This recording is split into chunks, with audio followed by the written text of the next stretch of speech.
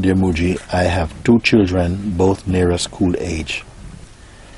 I wish to not send them to school, as life itself is experiencing and learning, and there's a feeling that school might place more distractions from the self. I know that essentially none of it matters, but still this anxiety comes, and that there will be interactions ahead where other identities have opinions on this matter, and I don't know how to explain it. I don't feel I should have to. I observe the feelings that come and know that really I have no part to play but to watch it unfold. Yet still movement comes, and I seem to believe it at times, even though there is a knowing that there is only now and being. Thank you for your time. James. I do not wish to send my children to school, as life itself is experiencing and learning, and there's a feeling that school might place more distractions from the self. It depends, because sometimes you feel like, many people feel like this, that school is going to ruin my kids. We'll teach them to be too competitive, and I don't believe in these qualities anymore about competing and so on and so on and so on.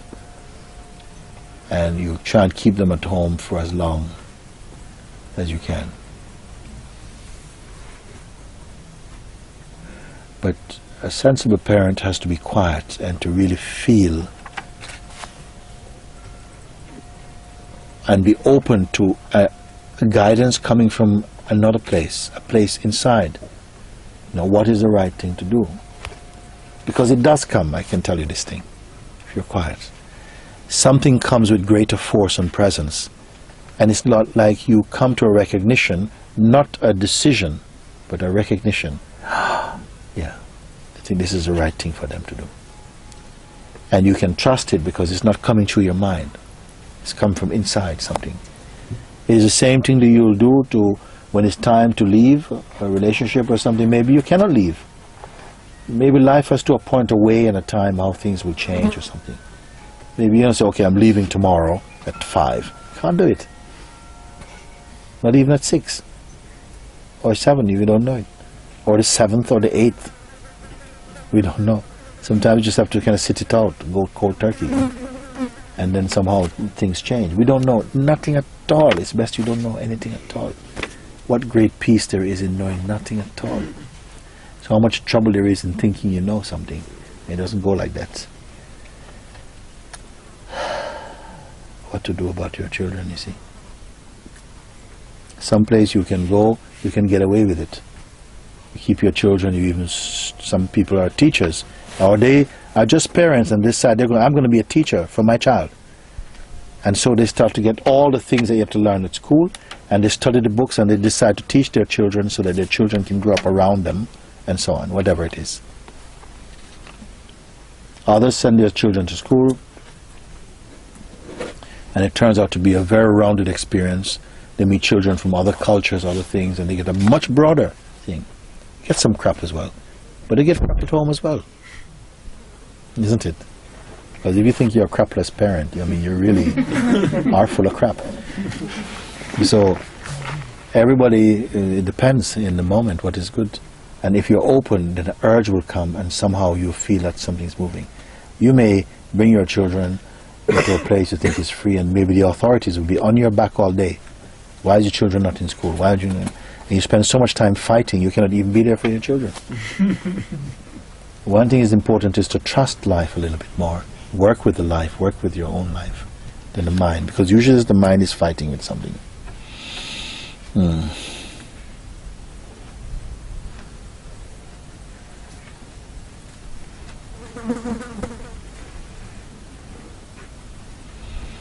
And you say that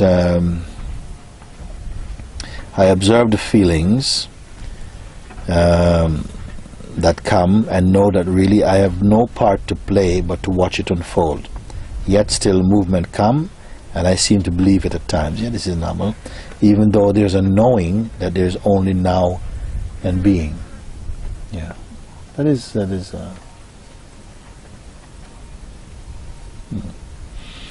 Thank you for your time, James. It doesn't come from that.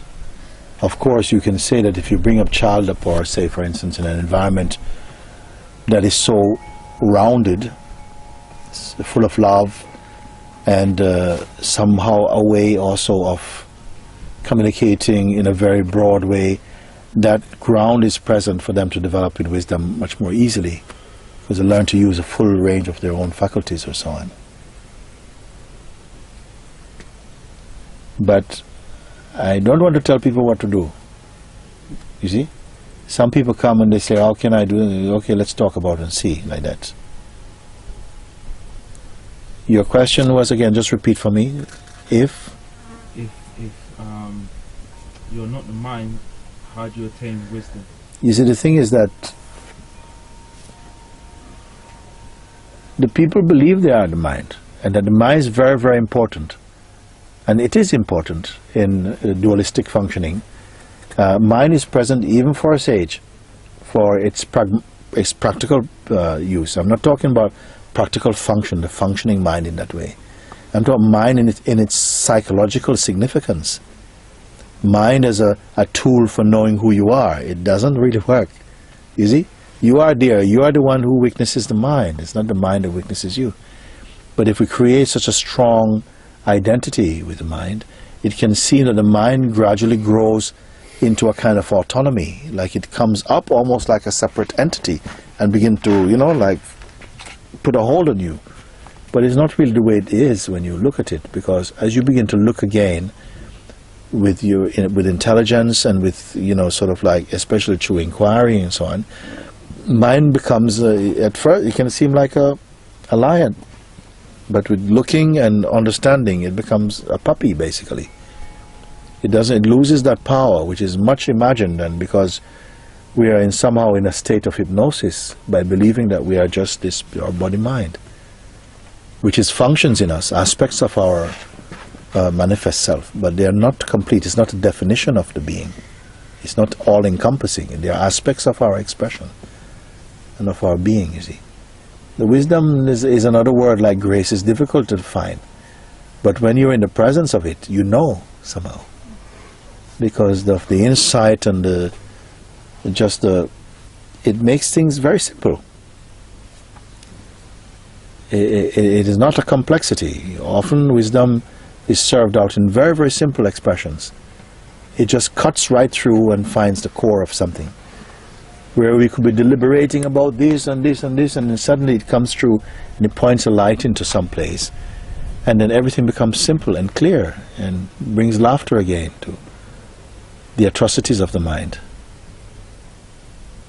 So it is something that is inherent in us, like our intuitive powers also seem to be dormant, because we appear to give so much importance to the kind of more intellectual faculty, you see, into our more mental self or projections. Then for me this is a great weakness in the human being. We're full of information, but of little wisdom. Or we're full of information that you cannot really use. You can only impress each other with it. It has no real credibility. You see. So I don't want to say, oh, life has to be like this. I speak only in terms of like really,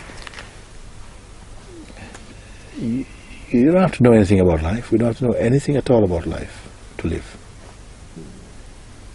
You cannot help somehow growing in some form of wisdom, and at least have the wisdom of your own experience. If you are, in a state of a conscious experience, then you at least can say, well, this has been my experience with this, and everybody experiences.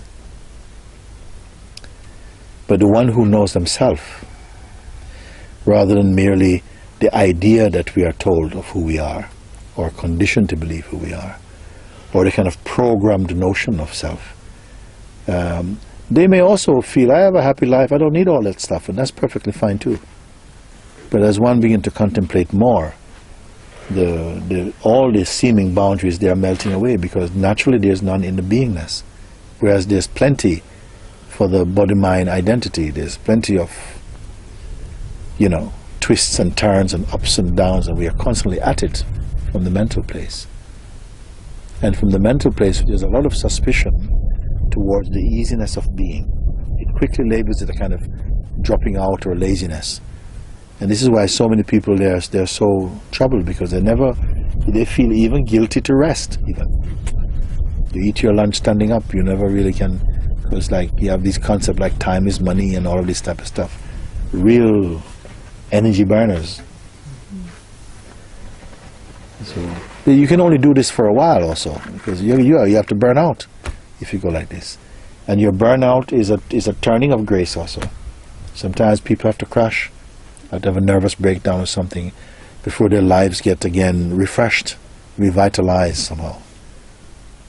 And this is to do with the kindness of life, even in its apparent, harshness sometimes. Sometimes what you need also to takes intense experiences sometimes to break open, to free oneself from so many ruts we get ourselves into.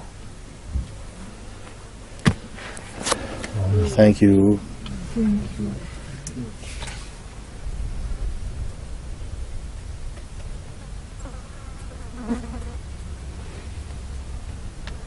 Normally when we have these type of times together like this, the mind goes easily into a more sort of samadhi state, where it becomes very light and like empty. Some people, they're not accustomed to that and can feel, wow, I feel a bit lost. I cannot feel where I am or where I should be. So the mind misinterprets actually a very high state, and sometimes you have to get used to it. To actually have no thought can feel disturbing for some people. You see? To not have the thought swimming through can feel, oh my God, something is wrong, because I can't think or something. So I speak about this so that we can be a little bit relaxed about it, that you don't have to be always in this kind of personal self-awareness, you see, which is constantly be having a hold on what's going on or something. And that state where you're left without references, just allow that. You came here and for that, and to feel the space where you're here, but not personally. And the sense of the personal center feels completely shifted out or something. Then get accustomed to that. It's not that, oh my God, how will I ever know how to do, how will I ever do things anymore? No, things will be done. But the feeling that the obsession for control, I need to know and I need to do this, allow room for that to burn away a little bit, because it's not really serving truth. You see? We are a lot more spontaneous than we think, and more easily slipping back into that space of lightness, because there's no distance between yourself and that. It's only thought that creates a kind of barrier, and they are not true.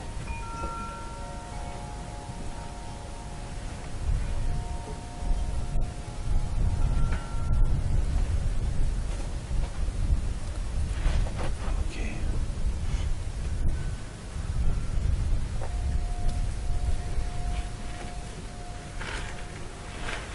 Sometimes as soon as the mind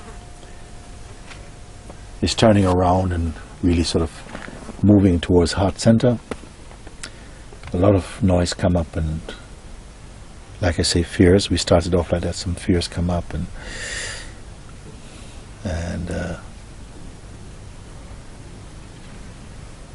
superstition, suspicion, all of this. It seems like there's some force that is here that doesn't want you to understand yourself.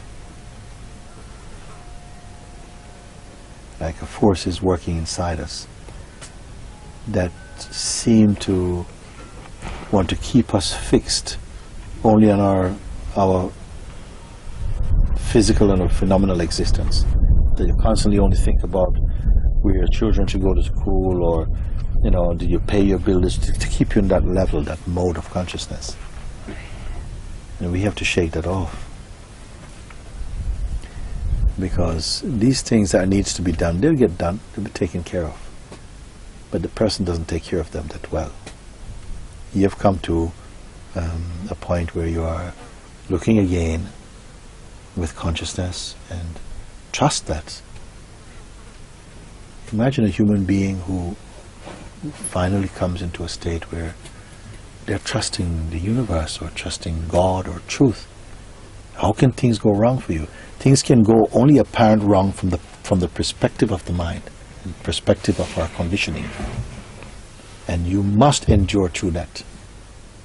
Because when your conditioning is being tackled, it will feel like a hell for a bit. So some things get stirred up a bit, and you just hold your ground in that undivided place and let things move. It's okay. You're fine. But it does take, I don't know if the word is courage, I don't want to use this word too strongly. Grace. Grace is just another name for what we are. It's also there. Okay. Thank you. Good. So these we can put away.